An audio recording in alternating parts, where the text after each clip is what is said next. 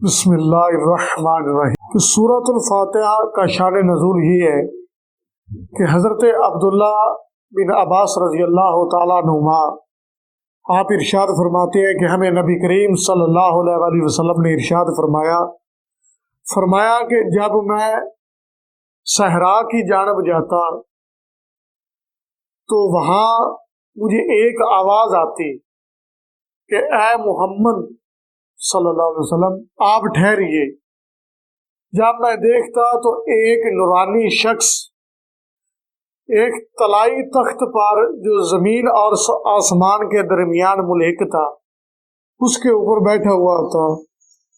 جب میں اس شخص کی جانب دیکھتا اور آواز سنتا تو میں خوف زدہ ہو جاتا، تو پھر میں واپس آ جاتا۔ جب یہ واقعہ بار بار ہوا تو اس واقعے کو پھر حضرت ورقہ بن نوفل رحمۃ اللہ تعالی علیہ کے سامنے پیش کیا گیا، جو حضرت سیدنا خدیجہ الکبریٰ رضی اللہ تعالیٰ عنہا کے چچا زاد بھائی تھے۔ تو آقا علیہ الصلوۃ والسلام نے ارشاد فرمایا کہ مجھے ورقہ بن نوفل نے کہا کہ اب آپ جب صحرا کی جانب جائیں تو آپ نے خوف زدہ ہو کر واپس نہیں آنا، آپ نے وہاں ٹھہر کر اس شخص کی بات سننی ہے، وہ آپ کو کیا کہتا ہے۔ حضور علیہ الصلوۃ والسلام نے فرمایا کہ جب میں دوبارہ صحرا کی جانب گیا تو پہلے کی طرح مجھے آواز آئی، تو میں وہاں ٹھہر گیا، کہا کہ لبیک، ہاں بتائیے، بولیے کیا کہنا چاہتے ہیں۔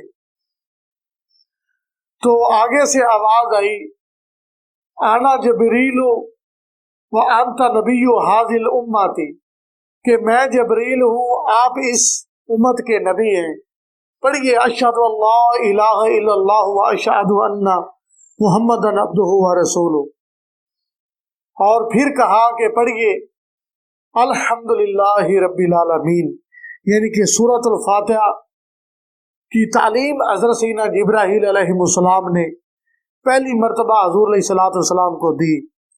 اب دوستان محترم، سورۃ الفاتحہ مدنی ہے یا مکی، اس کے متعلق علماء کرام کا اختلاف ہے، لیکن محققین فرماتے ہیں کہ یہ سورۃ الفاتحہ 2 مرتبہ نازل ہوئی۔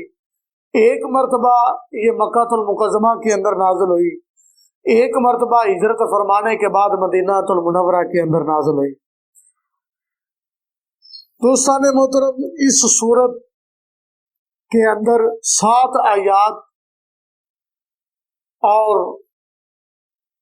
1 رکوع اور 140 حروف اور 27 کلمات پر یہ مشتمل ہے۔ سورۃ الفاتحہ